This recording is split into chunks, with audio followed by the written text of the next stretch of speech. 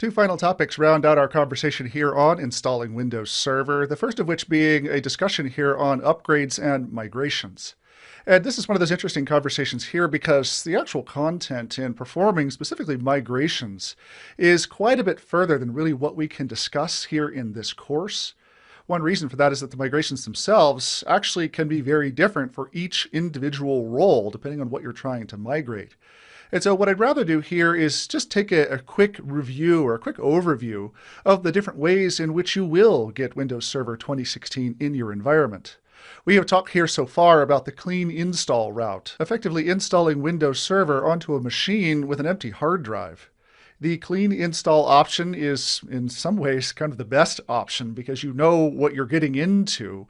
This machine has no prior history that you have to worry about and that whole sense of garbage in, garbage out. And so the clean install with, as we'll talk about here in just a second, the role migration can in many ways be kind of a superior experience because you tend to get rid of all your prior, perhaps not great decisions you may have made during the years that that prior operating system was in operation. Now, this version, like other versions, also has the abilities to do upgrades. You can actually perform upgrades of Windows Server, but there are some interesting consequences with those upgrades. Again, the garbage in, garbage out whole mentality there for all your prior decisions that you may have made and other configurations.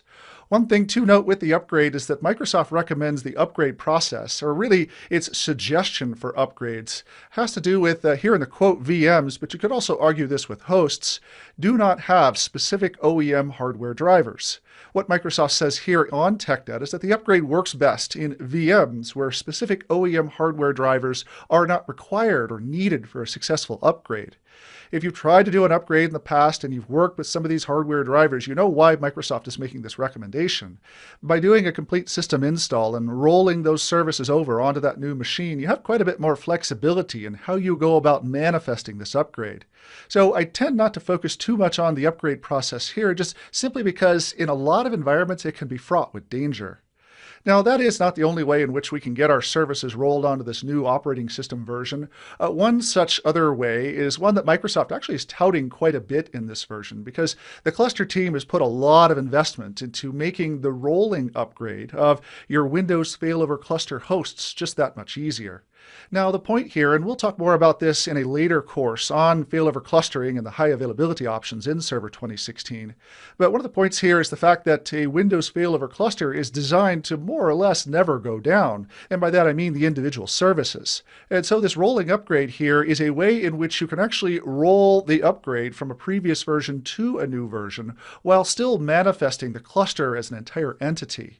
Windows failover clustering in this version supports the abilities to operate in this hybrid mode for a short period of time as you go through the rolling upgrade, and I apply special emphasis here mostly because Microsoft themselves is applying the same level of emphasis as it relates to their cluster operating system, or really Windows failover clustering itself.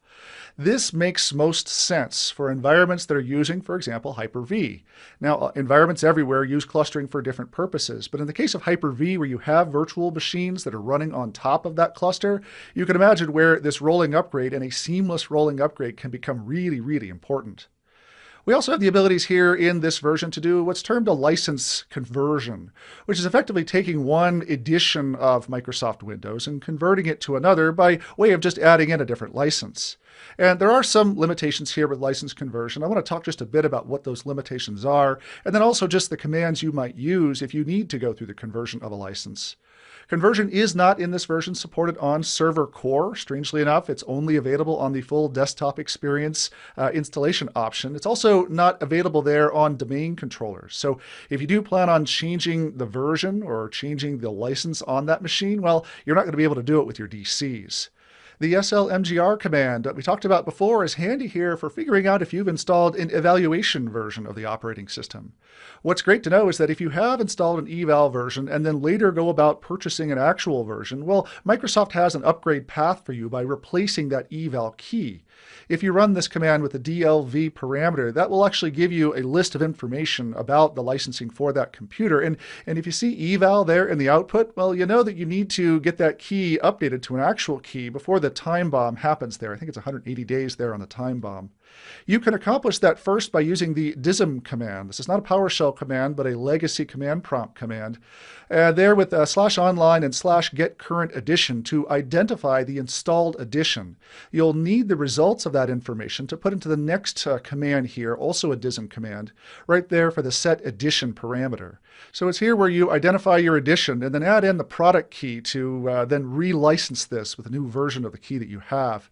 This command can be used to get an eval copy over to a production or a real copy. It can also be used to convert a standard edition instance of the OS there to a data center edition.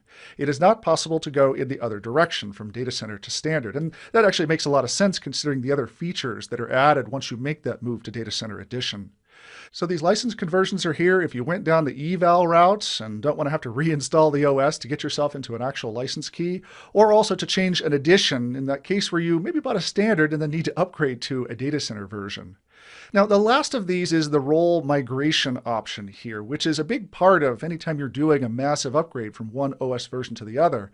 It is also the most difficult to try to teach in a course like what we're working with here.